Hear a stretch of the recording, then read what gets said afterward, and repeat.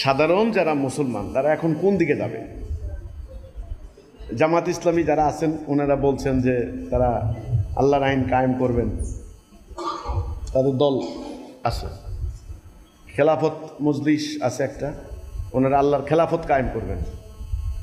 শাসনতন্ত্র আছেন একটা চরমনাই, ওনারা আল্লাহর শাসন কায়েম করবে।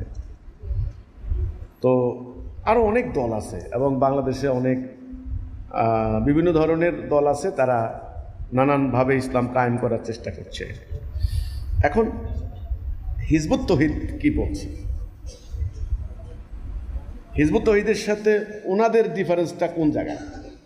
এটা কিন্তু সাধারণ যারা আছেন তারা কিন্তু বুঝতে পারেন না।